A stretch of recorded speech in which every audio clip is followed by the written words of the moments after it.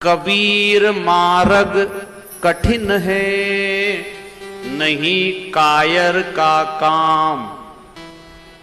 राह चले कोई शूरमा, या आठों पहर संग्राम।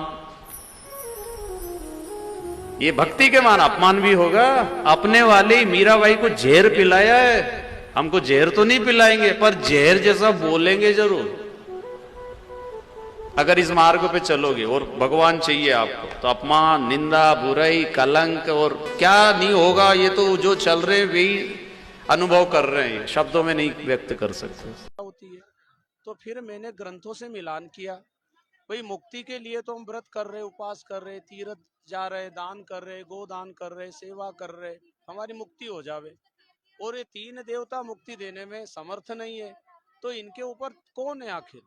तो मैंने सारी पुस्तकों को पढ़ करके और संत रामपाल जी महाराज जी के ज्ञान का मिलान किया। और जब मिलान किया, उनके सत्संग को सुनता रहा लगातार कंटिन्यू, तो मेरे दिमाग में जो जनता से सुना हुआ था कि वो उनका ज्ञान अधूरा है, सनातन का विरोध करते हैं, हिंदू का विरोध करते हैं, ये तो देवी देवता को नहीं मानते हैं, वो बात मैंने लोगों से सुन करके मैंने भी मान ली और मैं भी विरोध करता।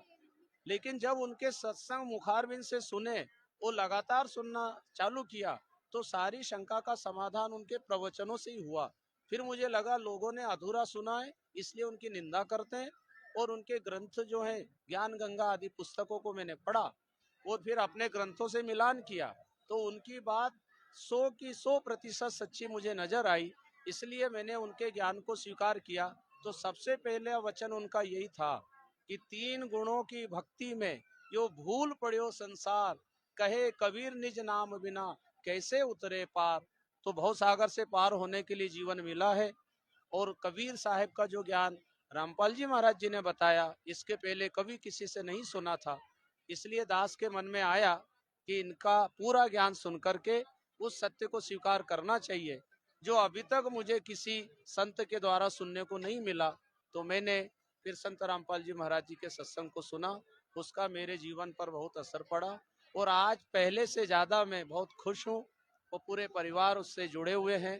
और सभी से यही मेरा निवेदन है, अनमोल जीवन है, संत रामपाल जी महाराज जी का ज्ञान सच्चा है, उसको सुनने में निष्ठा रखें, विश्वास रखें। एक दिन आप खुद इसे स्वीकार करेंगे।